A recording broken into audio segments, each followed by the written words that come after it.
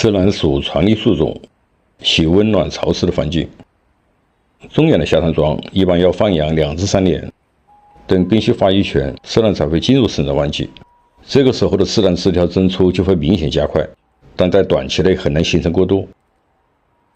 刺兰在养护中有个突出的特征，与雀梅一样不能施水，轻则失枝，重则使整树枯萎。刺兰除了这种小叶3轮生的，还有大叶和柳叶刺兰，其生长特征和养护管理是一样的。刺兰因其叶形和一些生长习性与黄杨相似，很容易被误认为是黄杨。初种刺兰下山桩觉得它不好养，一般是保湿和缺水造成的。在种养刺兰前，要像种养其他树桩一样，了解了它的生长习性，把它培育成盆景是不难的。这是去年成熟的刺兰果落在盆中生长出来的苗。刺兰只要有水，在酸性的土壤中就能生根发芽。这里提示一下，为何盆景大多数树种喜微酸性的土壤？因为微酸性的土壤疏松透气，含有丰富的有机质，除了酸性物质，能提供树桩生长所必需的金属离子，如铁离子，能提升树桩对肥料的吸收。对树桩补充酸性，用硫酸亚铁就是这个道理。有朋友问是否能用食用醋补充，我只能告诉你，食用的醋中含盐分，而且其中没有金属离子。刺兰不矫情，适合阳台种养，也能在北方生存。刺兰有比较强的适应性，主要是它的根系像黄杨一样比较发达。从这些苗期的根可以看出，中间这条长长的根随着生长会变得直而粗壮。在野外，刺兰生长比较快，主要是靠这条主根深深地扎入土中获取养分。下山桩一般是断掉的这条主根，要等新根生长出来，刺兰才可以获得强势生长。因此，种刺兰生桩要放养2至3年。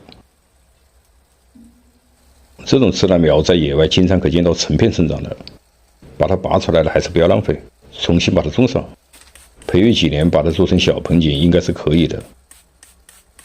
对刺兰上盆要带复性土，放盆的时间一般在每年的3至4月份，或者是9月。去掉底部的土，根生长过程可以像这样从中间剪开。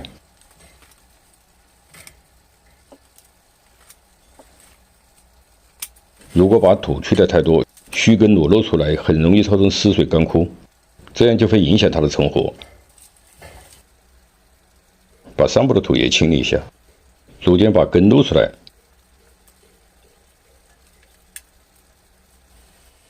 种刺兰不要用过浅的盆，刺兰像雀梅一样生发量大，而且不能失水，但盆的底口要大，不产生积水。圆盆种刺桩有4面观赏性，上盆的时候要注意它的重心。底部填上颗粒稍微粗一点的土，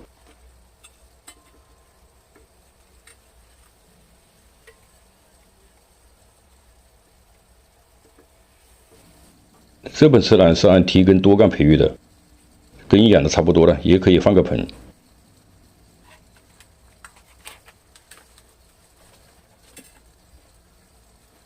像这一盆形成的根，就有明显的刺兰主根特征。中间的这个接口就是原来直立生长的主根，根很粗壮。这些根是截掉主根之后重新培育起来的，时间不长，也就4年时间。盆景生长好不在根长，而在于新根的萌发数量。把这些过长的根剪掉。玩好盆景重在根的培育，盆景生长不好，十有八九是根系生长不好。根生长是需要时间的，要多从浇水、施肥、管理上找原因。别总惦记着放盆，放一次盆，树桩要重活一次，这样的方法是不正确的，得不偿失。人靠衣装，树靠盆装，放一个盆还是感觉不一样。刺兰用的土掺一半腐叶土最好，土质收松，根系生长快。有人问盆土为什么要捣实？我拍的视频在上盆的过程中都有这个动作。还是建议把视频多看一遍。导丝是跟鱼土接触紧密的重要一步，直接关系到盆景的成活。盆上好，稍微修剪一下。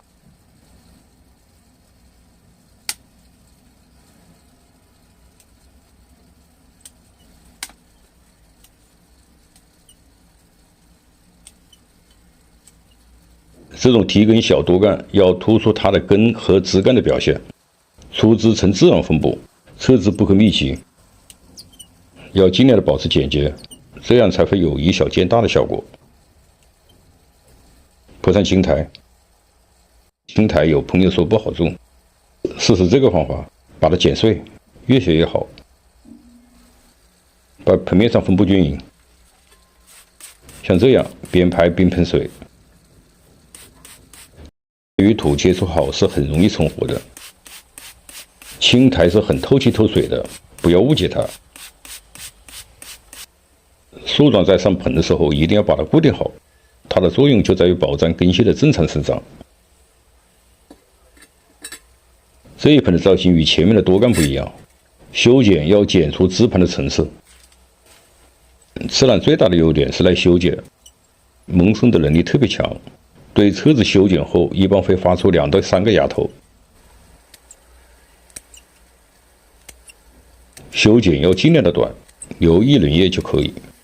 在刺兰每年的生长季，可修剪4至5次。对刺兰的修剪，要尽量的保留枝条上的茎实侧枝。说了一大堆刺兰的好话，刺兰有个最大的毛病，末端的侧枝容易退化，而且随着枝条逐年老化，芽点消失，很难再逼出新芽。这样就会使枝盘越延越长，整个树产生变形。因此，对刺兰的修剪是重剪前端，使枝条肥缩，这样才能保住它的形，达到持久的观赏效果。